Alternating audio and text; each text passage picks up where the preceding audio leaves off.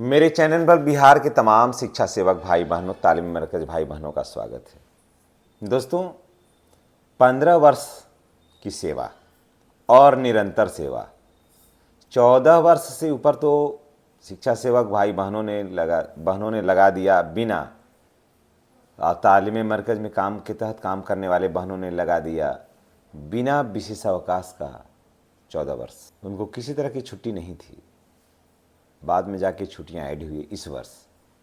अब आप सोच सकते हैं कि किसी भी महिला कर्मचारी को साथ में अगर कोई काम कर रहा हो और इस तरह का जिल्लतें को झेलना पड़ा रहा हो तो कैसा महसूस लोग करेंगे।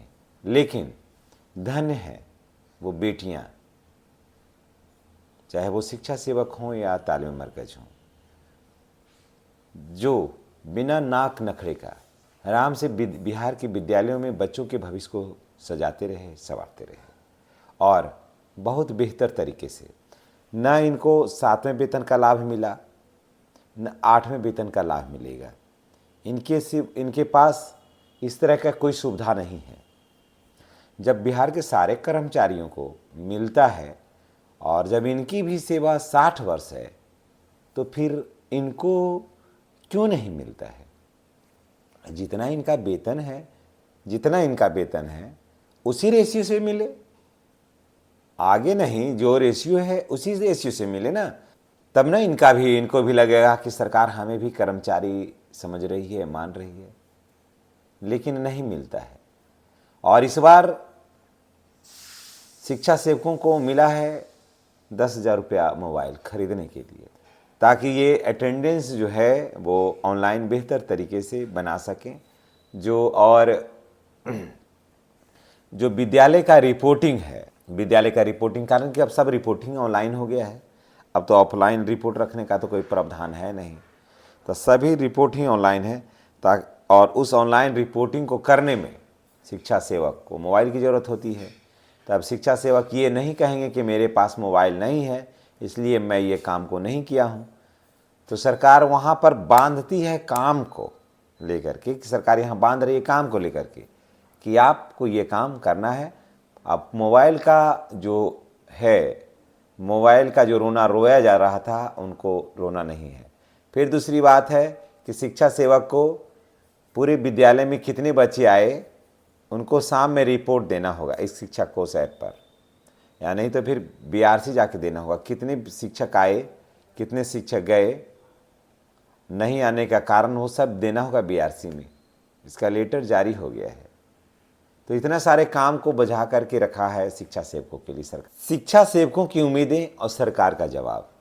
शिक्षा सेवक ये उम्मीद लगाए बैठे थे कि शायद उनको मिल जाएगा शिक्षक के पद पर समायोजन का आश्वासन मिलेगा सरकार के माध्यम से, वेतन वृद्धि की बात होगी सरकार के माध्यम से। लेकिन सरकार ने जवाब दिया कि उनको ऐसा नहीं है कि मैं आपको सुविधा नहीं दे रहा हूँ, मैं आपको लाभ नहीं दे रहा हूँ, मैं आपको मोबाइल खरीदने के लिए नहीं। होता है किसी बच्चे को खुश करने के लिए पापा ला दिए हैं मोबाइल या मम्मी ला दी है मोबाइल, है ना, तो मोबाइल दे दिया है। अब पता नहीं इस मोबाइल से कितने शिक्षा सेवक खुश हैं, थोड़ा कमेंट करके बताइएगा कि आप कितने खुश हैं। और ये मोबाइल 10,000 रुपया में कौन सा मोबाइल हो जाएगा? ये 10,000 रुपया में कौन सा मोबाइल हो जाएगा जो शिक्षा सेवक चला सकेंगे? हमें तो कहीं नहीं समझ में आ रहा है। लेकिन अगर आपको मोबाइल लेना है तो देखिए, हम अपने डिस्क्रिप्शन बॉक्स में दे दिए हैं। अगर आपको मोबाइल लेने का मन बना रहे हैं ना, तो इस मोबाइल को लीजिए, बहुत बेहतर चलता है। 5G मोबाइल है और हर ऐप जो है ना बहुत आसानी से इसमें अपलोड भी हो जाएगा और काम करना भी बहुत आपको आसान हो जाएगा। शिक्षा सेवक जो हैं वो विद्यालय जब आते हैं तब वो न फालतू चीज़ों में वक्त बर्बाद नहीं करते। विद्यालय आते हैं समय से, विद्यालय में समय से काम करते हैं। जो बच्चे नहीं आते हैं रजिस्टर उठाते हैं, उनको फ़ोन करते हैं, कारण जानते हैं, सारा कुछ इतना बेहतर तरीके से काम को संपन्न करते। और अगर उनको सिर्फ एक बार वेतन बढ़ाने के बाद सिर्फ वही वेतन रखिएगा तो थोड़ा सा शिक्षा सेवकों के मन में या तालीमी मरकज के मन में थोड़ा सा निराशा होती है। सरकार 10,000 रुपया दी है, ये बहुत अच्छी बात है कि मोबाइल खरीदने के लिए दी है, कुछ सहूलियत हो जाएगी। लेकिन शिक्षा सेवकों को मिलना चाहिए शिक्षक पद पर समायोजन। जब शिक्षक पद पर समायोजन हो जाएगा ना, तो सारी समस्याओं का समाधान जो है ना वह स्वतः होते चला जाएगा।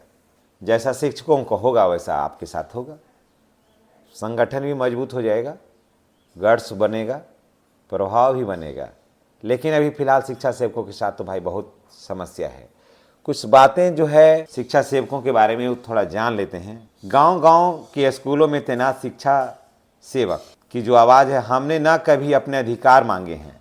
एक शिक्षा सेवक हमको लिख के भेजे हैं, ना किसी से भीख, हमने सिर्फ अपने हक की बात की है, सम्मान की बात की है जो हर कर्मचारी को मिलना चाहिए।